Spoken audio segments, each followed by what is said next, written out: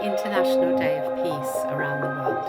The UN General Assembly has declared this a day devoted to strengthening the ideals of peace through observing 24 hours of non-violence and ceasefire.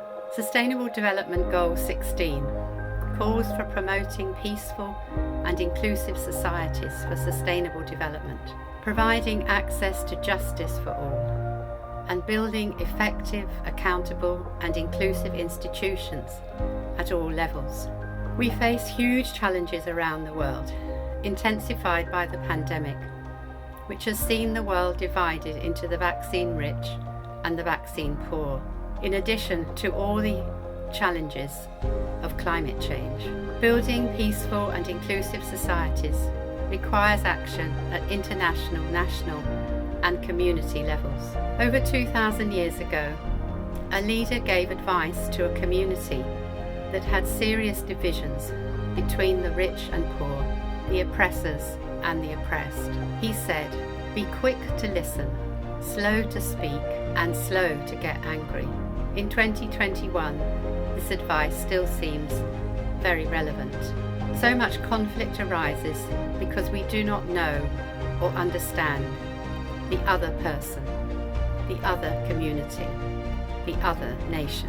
We need to listen more to each other's stories and stand in one another's shoes, to understand why we are where we are, why we think and act the way we do, and how we can better work together to solve our common problems. Every individual, nation and ethnic group has a rich history and a unique purpose to contribute to the comity of nations. Over the last 2 years, the whole world has faced the pandemic, and so this year's theme for the International Peace Day is recovering better for an equitable and sustainable future. Let us pray that we can listen to one another and make decisions that are for the betterment. The importance of worldwide collaboration in establishing a peaceful environment is recognized on this International Day of Peace.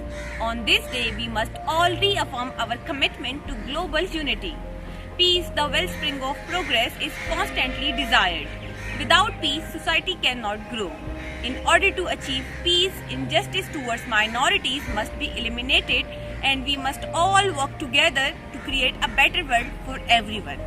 Namaskar to everyone. I wish everyone a very happy International Day of Peace. May this day instill a sense of brotherhood among all of humanity. May this day bring peace to all the ailing souls, to all the conflicts, to all the people who are suffering. May we, the human race, be in harmony with nature. May we be in harmony with each other. May we promote brotherhood. May there be peace across the world and inner peace to everyone, every sentient beings, to birds, to environment, to our nature, to everyone. I just wish that this day will bring a sense of positivity, light, and a lot of happiness to everyone. Thank you so much.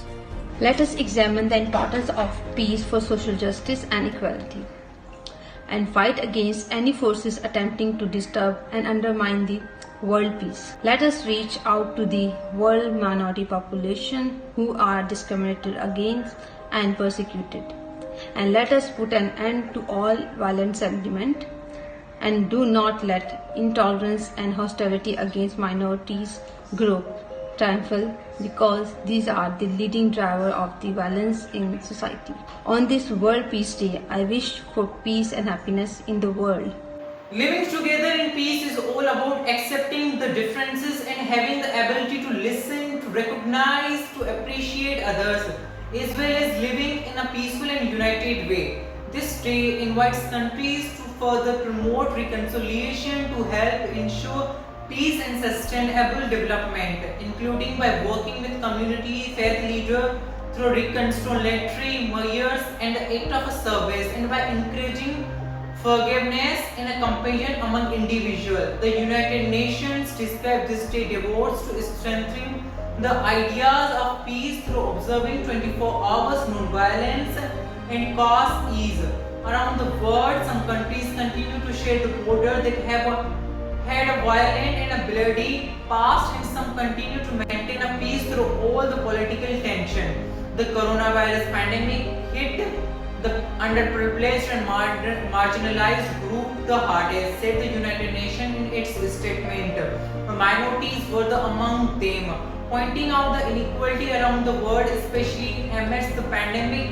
The organization said that by April 21, over 687 million COVID-19 vaccine doses were administered globally, but over 100 countries have still not received a single dose.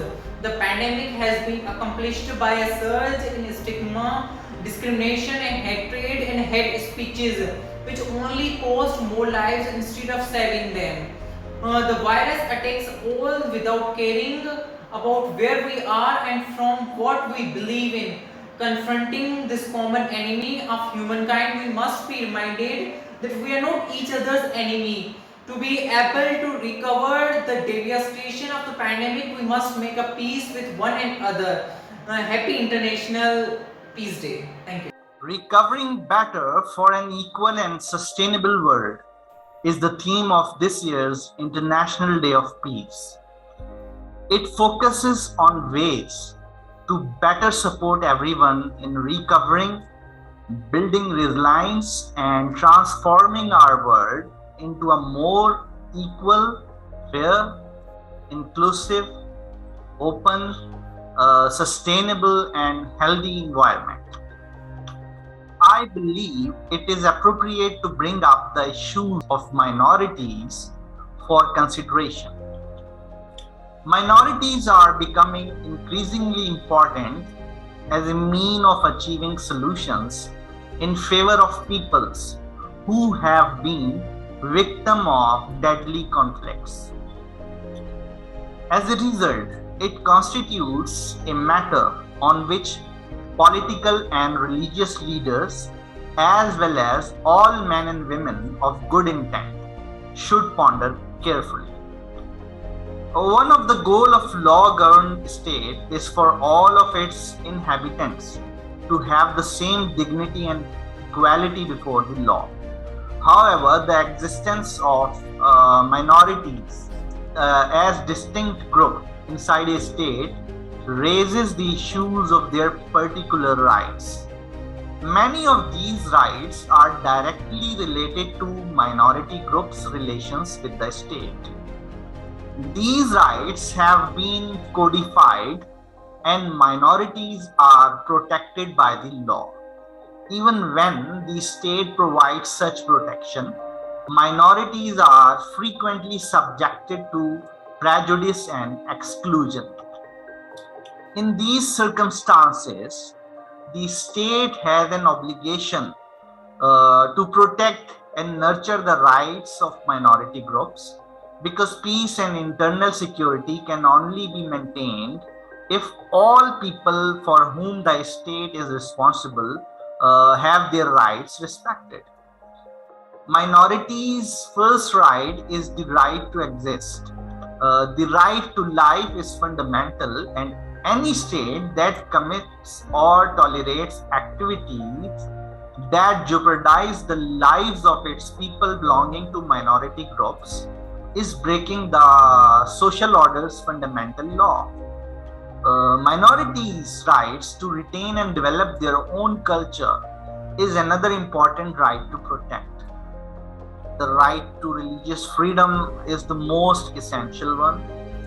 In cases of genuine injustice, it may be the responsibility of immigrant groups to demand respect for the lawful rights of members of their groups who remained oppressed in their home countries and who are unable to speak up for themselves. I want to show my support for members of minority groups who are experiencing hardship, and my hope is that their trial will come to an end soon and that everyone will be able to enjoy their rights in peace.